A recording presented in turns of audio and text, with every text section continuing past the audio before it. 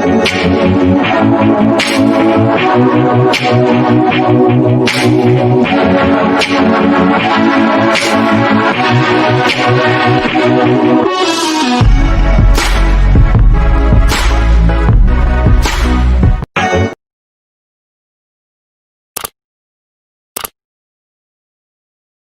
தெரியாத உறவுகள் அனைவருக்கும் இனிதான வணக்கம். நேற்றைய நாள் போல் இன்றைய நாளும் இனிதான பொழுதாக மகிழ்ச்சியான பொழுதாக அமைய இறைவனை பிரார்த்தித்து கொண்டு இன்றைய நாள் என் சமையலறையில் என்ன சமைக்க போகின்றேன். அதாவது சிக்கன் பிரியாணி சமைச்சு காட்ட போகிறேன். இவ்வளோ நாள் நான் சமைச்சு காட்டலை, கறி வகையில் சமைச்சு காட்டுறேன்.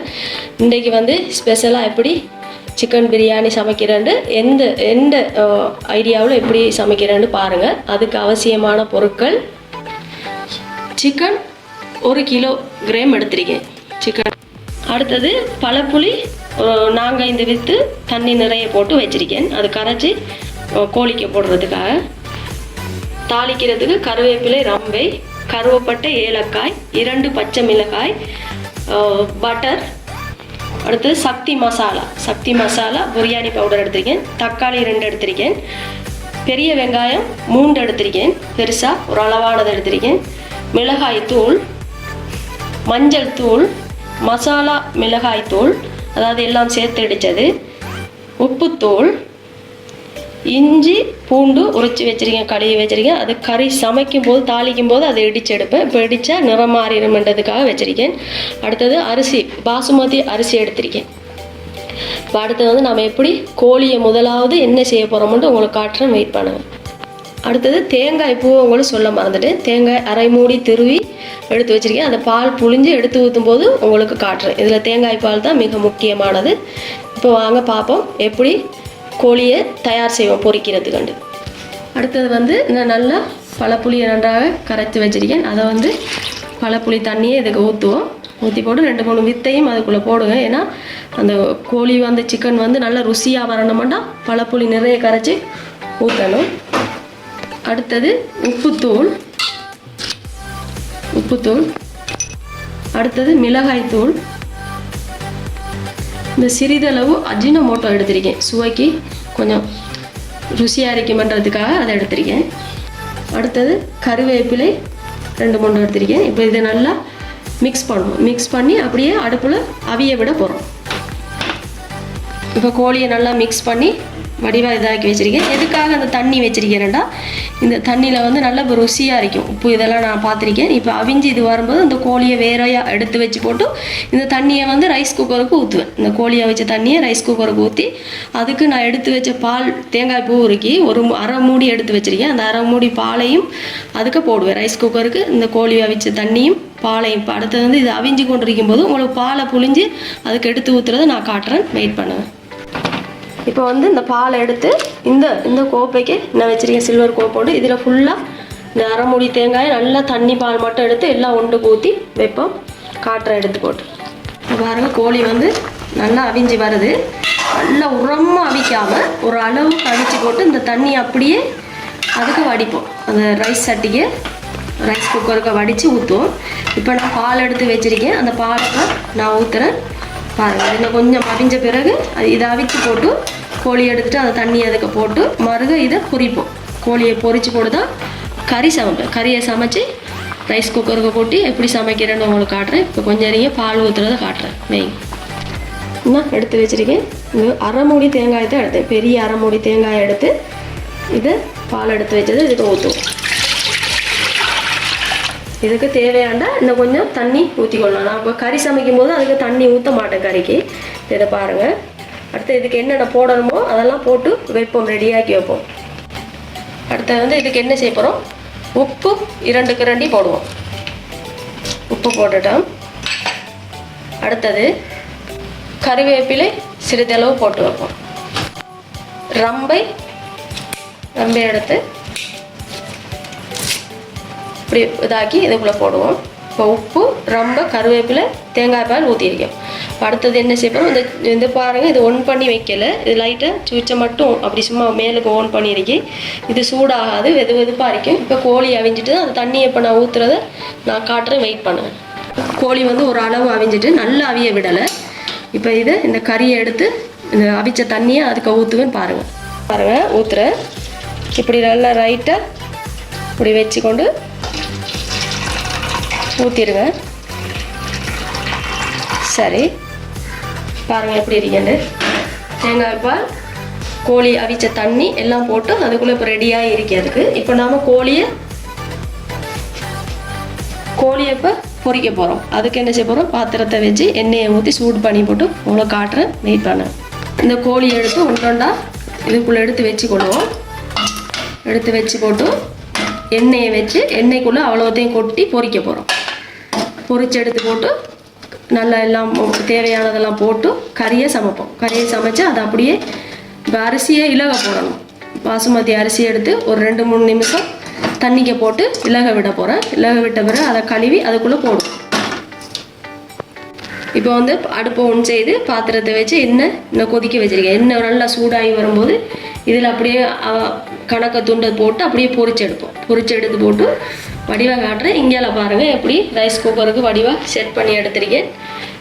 இது வந்து நல்ல வித்தியாசமான பிரியாணியாக இருக்கும். நீங்கள் செய்து பாருங்கள் எப்படி செய்திருக்கேன். இதுக்குள்ளே தேங்காய் பால் ஊற்றிருக்கேன். அரை மூடி தான், கூடுதலாக இல்லை, ஏன்னா எண்ணெய் தன்மை அதிகமாக இருக்கக்கூடாதுன்றதுக்கு. கருவேப்பிலை ரொம்ப போட்டிருக்கேன். அடுத்து வந்து தேங்காய் பால், கோழி அவிச்ச தண்ணி. இப்போ அதுக்கு இன்னும் சக்தி மசாலா சேர்க்கணும், பட்டர் சேர்க்கணும். இப்போ வந்து கோழியை இதுக்குள்ளே போடுவோம். அதுக்கு ஒவ்வொரு செய்து போட்டு போடுவேன், ஏன்னா எண்ணெய் வந்து தெரிச்சுன்றதுக்காக. இப்போ பாருங்கள் கோழியை போட்டிருக்கேன். கணக்கை துண்டை உள்ள போட்டால் 1/2 லிட்டர் எண்ணெய் ஊற்றி கொதிக்க வச்சு போட்டிருக்கேன். இப்போ இதை மூடினா கெதியாக பொரிப்பட்டு வரும். எப்படி பொரியுதுன்னு பாருங்கள். இது நல்லா பொன்னிறமாக வரும்போது உரமாக கருத்த நிறத்துக்கு வறுக்காமல் ஒரு அந்த அளவுக்கு பொரிச்சு எடுக்கணும். ஓவராக பொரிக்காமல், அப்போ தான் சோறுக்கு இது நல்லா இருக்கும். இன்னும் கொஞ்சம் பொரிஞ்ச பிறகு இதை எடுத்துகிட்டு அது இன்னும் கொஞ்சம் இருக்கு, அதையும் எடுத்து பொரிச்சு எடுப்போம். இப்போ நல்லா பொரிஞ்சிட்டு இப்போ இதை வந்து இந்த ஒரு ட்ரேக்கு எடுத்து வைப்போம். எடுத்து வச்சு போட்டு இன்னும் கொஞ்சம் இருக்குது, அதையும் பொரிச்சு எடுத்துகிட்டு இனி கறிக்கு ரெடி ஆகும். இப்போ நான் அரிசியை கழுவி இன்னும் கொஞ்சம் கழுவணும். இப்போ தண்ணியை வந்து அரிசியை இப்போ 2 நிமிஷமாக வச்சுருக்கேன். இன்னும் ஒரு 3 நிமிஷம் இலக போடுவோம். அரிசி இலகி வரும்போது அங்கால கறி தயாராகி இதையும் போட்டால் சரி. இப்போ அடுப்பு ஒன் செய்துட்டேன், பாத்திரத்தை வச்சுட்டேன். இன்னும் பாருங்கள், இங்கே கோழி பொரிச்சு ரெடியாக இருக்கு. இப்போ நாம் வந்து கறியை எப்படி தாளிக்க போகிறோம் மட்டும் பாருங்கள். இப்போ வந்து பாத்திரம் வந்து நல்லா காஞ்சிடுது சமைக்கிறது. இப்போ வந்து எண்ணெய் ஊற்றுறேன். எண்ணெயை ஊற்ற போகிறேன். எண்ணெய் ஊற்றல, மரக்கறி எண்ணெய் கொஞ்சம் ஒரு அளவாக விடுறேன். அடுத்தது இந்த கருவேப்பட்டை, ஏலக்காய் 3 தட்டி மெல்லிசா எடுத்து வச்சிருக்கேன். அடுத்தது இஞ்சி பூண்டு பிடிச்சது, கருவேப்பிலை ரொம்ப,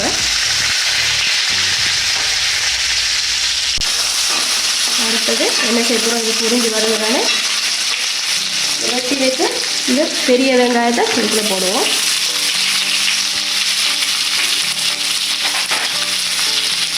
அடுத்தது இந்த தக்காளியை போட்டு நல்லா மிக்ஸ் பண்ணி விடுவோம். நல்லா பொரியிறது பொன்னிறமாக வர மாட்டேன் பொரியட்டுனது. பாருங்கள் இப்படி சமையலாண்டு ஒவ்வொருவரும் ஒவ்வொரு விதத்தில் பிரியாணி சமைப்பாங்க. நான் இப்படி தான் சமைப்பேன். நல்ல ருசியாக இருக்கும். நீங்கள் போயிட்டு பெரிய பெரிய கடையிலலாம் வாங்கி சாப்பிடுவீங்க, அந்த ருசி இதில் வரும். ட்ரை பண்ணி பாருங்கள் எப்படி இருக்குது. இதுக்கு பிறகு இதுக்கு உப்பு, மஞ்சள் தூள், மிளகாய் தூளெல்லாம் போடணும். வெயிட் பண்ணணும். 2 பச்சை மிளகாய் சின்ன வெட்டி வச்சுருங்க, அதையும் போட்டுருவோம். மஞ்சள் தூள், அடுத்தது தனி மிளகாய் தூள் நல்லா கிளறி விடுவோம். அடுத்தது உப்பு போடணும். அதனால் நான் உப்பு ரைஸ் குக்கருக்கையும் போட்டு வச்சுருக்கேன் உப்பு, அதனால் இதுக்கும் ஒரு அளவாக போட்டால் போதும்.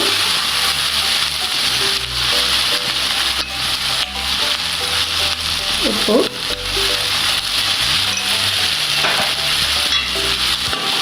இதுக்கு வந்து தண்ணி அதிகமாக விட தேவையில்லை. கறி அப்படியே திரட்டின மாதிரி சமைச்சு போட்டால் சரி. இப்போ தண்ணி ஒரு குட்டி சொம்புக்கு ஊற்றி எடுப்போம்.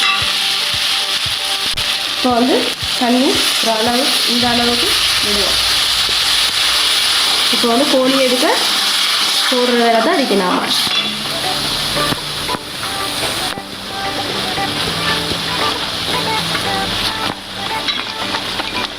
இப்படியே கோழியை போட்டு கிளறுவோம். பிடிச்ச கோழி அவ்வளோதான் இதுக்கு போட்டுட்டேன். இப்போ கறியும் தயாராகிட்டு இப்போ அங்கால வந்து ரைஸ் குக்கருக்கு என்ன செய்ய போகிறோம், இதை அடுப்பை குறைச்சி வைப்போம். இந்த அடுப்பை குறைச்சி நல்லா வச்சு போட்டு இதை லைட்டாக அந்த மசாலாலாம் இதுக்கு மிக்ஸ் ஆகும் வரைக்கும் அப்படியே லைட்டாக குறைச்சி வச்சு போட்டு அங்கால ரைஸ் குக்கருக்கு பட்டரையும் சக்தி மசாலாவையும் சேர்த்து அதில் உப்பெல்லாம் சரியாக இருக்கான்னு பார்ப்போம். அதுக்கு பிறகு இதை எடுத்து கொட்டி அரிசியை போடுறது. அரிசியை கழுவி போட்ட பிறகு இதை போடுறது. கையில் நான் அளவு வைப்பேன். இப்போ அடுப்பை நல்லா குறைச்சி வச்சு இதுக்குள்ள மசாலாலாம் நல்லா ருசி நல்லா தூக்கலாக இருக்கு மட்டும் இதை அடுப்பை குறைச்சி வைப்போம். இப்படியே கொதிச்சு கொண்டு இருக்கட்டும். நம்ம அங்கால ரெடி ஆகும். இப்போ இது வந்து ரெடி ஆகிருக்கு. இதுக்கு நாங்கள் பட்டர் இந்த அளவு பட்டர் சேர்ப்போம். நீங்கள் இதுக்கு சேர்க்கலாம், நீங்கள் யோகட் சேர்க்கலாம் அல்லது தயிர் சேர்க்கலாம். இப்படி ஏதாவது ஒன்று நீங்கள் சேர்க்கலாம். நான் பட்டர் சேர்த்துருக்கேன். பட்டர் சேர்த்து நல்லா இன்னும் ருசியாக இருக்கும். அடுத்தது சக்தி மசாலா போட போகிறேன். அதை அதிகமாக போட தேவையில்லை, ஒரு அளவுக்கு போட்டால் போதும். இப்போ நல்லா இது நல்லா உப்பு புளியெல்லாம் அரிக்காது உப்பெல்லாம் அரிக்காது நல்லா மிக்ஸ் பண்ணி கையில் எடுப்பேன். அதை காட்ட இல்லாது வெயிட் பண்ணுங்க. கொஞ்சம் வந்து நல்லா கழுவிட்டு இதை வந்து ரைஸ் குக்கருக்கு போடுவேன். பாருங்கள், கோழிக்கறி சரியாக வந்துட்டு இந்த கறி எடுத்து அந்த ரைஸ் சட்டிக்கு இப்போ ரைஸ் அரிசியை போட்டு மிக்ஸ் பண்ணி வச்சுருக்கேன். இப்போ தான் நாங்கள் இதை ரைஸ் சட்டிக்கு கொட்டுவோம். இதை எப்படி கொட்டுவோம் பாருங்கள். சோறு வந்து நாம் இப்போ தயார் செய்ய போகிறோம். எல்லாம் இதுக்குள்ளே போட்டுட்டோம். உப்பு புளியெல்லாம் பார்த்துருக்கோம். இப்போ வந்து நான் கையில் தான் அளவு பார்க்க போகிறேன். நமக்கு 1 கிலோவும் 250 கிராமுக்கும் எவ்வளோ வைக்கிறேன்னு பார்ப்போம். இன்னும் கொஞ்சம் தேவை. இது சரியாக இந்த அரிசி கொஞ்சம் தண்ணி அதிகமாக தேவைன்றதுக்காக சரியாக இருக்கு.